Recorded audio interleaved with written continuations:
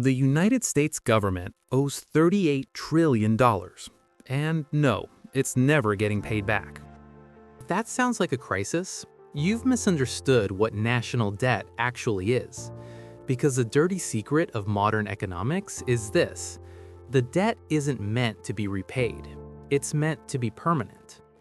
Most videos on this topic will either tell you to panic or tell you to relax.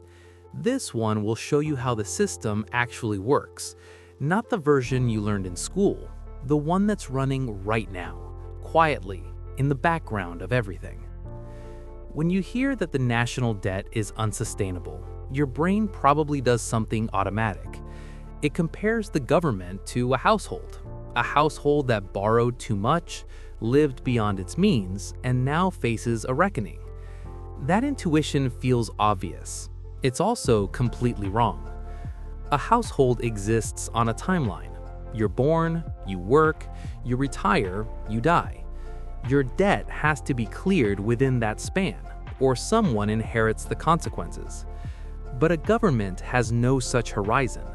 The United States doesn't retire. It doesn't die. It simply continues. And that changes everything about how debt functions. When the Treasury issues a bond, it's making a promise. Pay us back in 10 years or 20 or 30. But here's what actually happens when those bonds mature. The government doesn't reach into a vault and pull out cash. It issues new bonds. It borrows again to pay off the old debt. This is called rolling over the debt. And it's not a crisis, it's the design.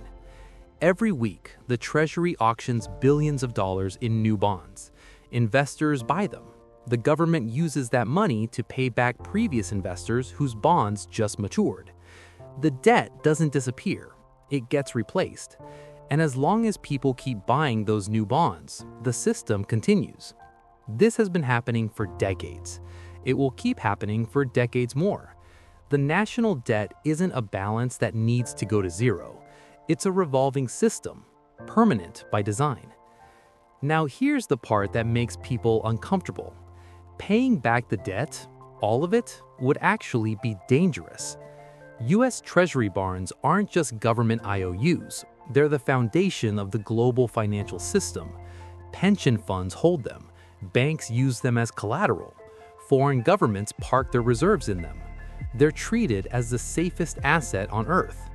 If the U.S. government suddenly stopped issuing debt, stopped selling bonds, the entire structure would fracture. There would be nothing safe left to buy. Retirees wouldn't get paid. Banks wouldn't have collateral. The global system wouldn't know where to put its money. Eliminating the debt would eliminate the safest asset in the world, and that would be catastrophic. But the government does reduce the debt, just not in the way you'd think. Inflation is the quiet mechanism. When prices rise, the real value of old debt falls. If the government borrowed $1 trillion 10 years ago, and inflation has cut the purchasing power of the dollar in half, that trillion is now worth less in real terms. The number on paper stays the same, but its weight shrinks. This isn't an accident, it's a feature. Inflation allows the government to service debt more easily over time, but it comes with a cost, and that cost is borne by anyone holding cash, anyone on a fixed income, anyone whose wages don't rise as fast as prices. Inflation protects the debtor, in this case, the government. It punishes the saver. Meanwhile, people with assets, people who own property, stocks, real things, are insulated. Their wealth inflates along with the currency. This is one of the hidden transfers happening beneath the surface. Not dramatic, not visible in a single year, but across decades, it's enormous. So if the debt keeps growing, and it's never paid back, why does anyone keep lending? Why do investors keep buying Treasury bonds?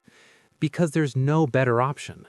U.S. debt is backed by the largest economy on Earth, the most powerful military, and the currency that the world still needs to conduct trade. It's not that Treasury bonds are perfect, it's that everything else is worse. When global markets panic, they don't flee to gold or crypto or European bonds. They flood into U.S. treasuries.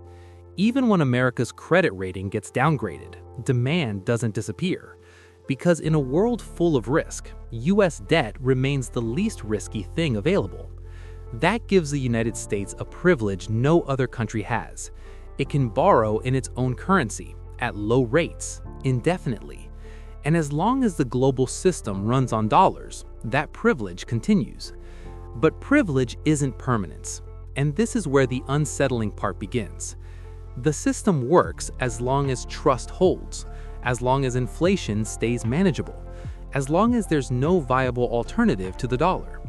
Those assumptions have been true for 80 years, but assumptions over long enough timelines eventually get tested. The US national debt will never be paid back, but it doesn't need to be. It just needs to be believed in. And right now, the world still believes. The question isn't whether the debt is too high. The question is how long the belief lasts.